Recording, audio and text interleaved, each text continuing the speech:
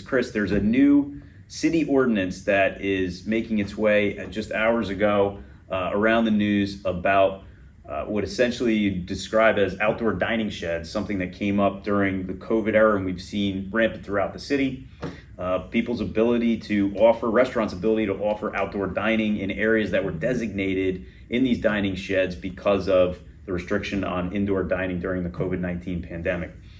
What can you tell us about this new ordinance that New York's City Council is likely to pass, or in fact did just pass? Is that right? Yeah, so they actually just passed. So my practice has always been in New York City, and obviously, as everybody in the city knew, outdoor dining sheds became a way of life, and they are a way of life. I believe some like 12,000 restaurants have engaged in building these outdoor dining sheds. During the pandemic, they were told to do it on their own dime, and it was a way a lot of these small restaurants and larger restaurants stayed alive. It's their only way to serve folks. So it was on tap for a couple months now. Mayor Adams had postponed and had backed this bill, which would make outdoor dining permanent. And that is the importance of the bill, is that outdoor dining sheds are now going to be a permanent fixture. But the issue that a lot of restaurant owners are now facing is that along with it, this same bill has indicated that these dining sheds need to be removed in November, and they need to be taken down, deconstructed off of the street, out of parking, off the sidewalk between November and April, and then they can be rebuilt. And obviously this brings a lot of challenges for restaurant owners who expended, if you listen to them and if you read their articles, $25,000, $30,000 building these with this expectation that they would continue to be able to function in this way for the past 4 years they've been able to. And now they're being told you have to deconstruct them, you have to store them at your own expense, and then if you want to continue to have them, you have to rebuild them. So just to be clear for viewers so they understand, we're not talking about all outdoor dining.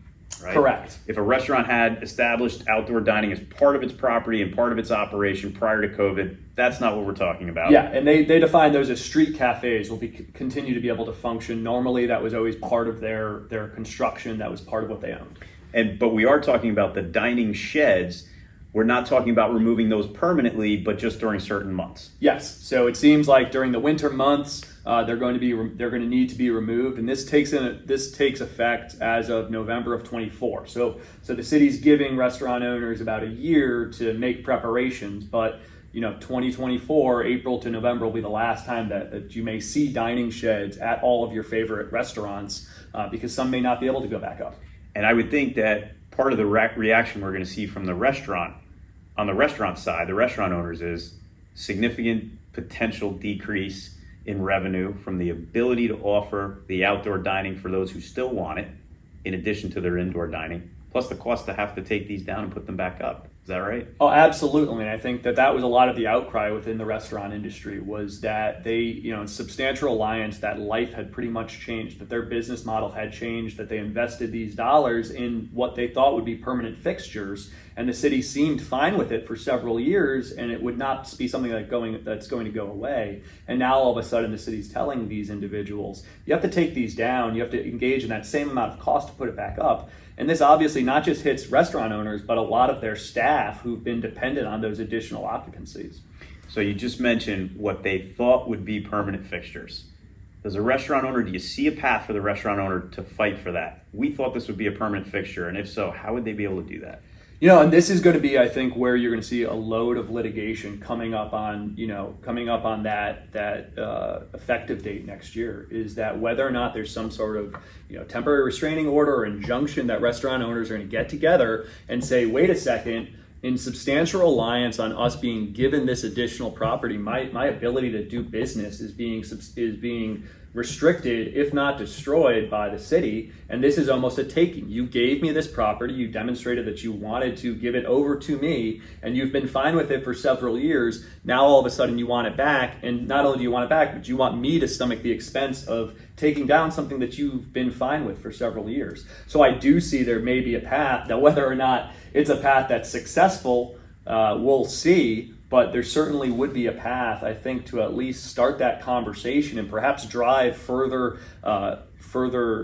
amendments to this law that make more accommodations for these business owners.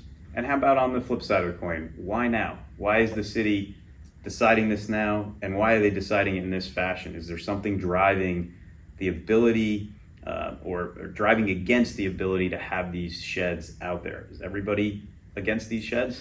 So this is twofold. So a lot of the COVID era, those emergency declarations by the federal government have just ended. I believe it ended in May, and that drove a lot of that COVID era, those COVID era ordinances to need to either become permanent law or to fall away. And as you see in New Jersey, I believe Governor Murphy signed an extension of those COVID era laws, especially for outdoor dining. I think he signed a 2-year extension in 22. So this conversation won't come to New Jersey for another year, but be aware it is coming on whether or not those ordinances and municipalities will be able to continue those kind of permanent dining sheds. And secondarily, there's been a lawsuit now filed by citizens against these permanent fixtures. That lawsuit is kind of percolating through the courts right now, and it was brought to bear before today's city council. And we'll see where that goes. We'll see whether or not they claim noise and congestion and a lot of other things that normal citizens may, if you're living next to one, you may not like, but now you have the difference between your personal privacy interest and your ability to do business. Thanks. Well, that's very interesting stuff. I guess we'll see where it goes. And as always, from the Mandelbaum Barrett Hospitality Services Group, if you have questions, a potential claim, and you'd like to discuss it, call this guy, Chris Zona, newest member of the firm, obviously knows his stuff. Thanks, Chris. Of course. Appreciate it. Take care, all. If you were a business owner in New York or New Jersey and you know that this is coming up, is there anything that you should do proactively? Other than call Chris Zona? Yes, other than call Chris. Well, I think you have to, essentially, that's true. Talk to your attorney, see what it is that you can potentially claim. As always, you have to weigh your legal rights with your business interests. Does it make sense to try to attack this? Is there a way to go about it that makes sense for your business? And that's really where it begins and ends. And last question, your favorite restaurant in the city? Oh, you got one? Sparks. It's a good one. I'll counter that with Delmonico's. Perfect, thank you.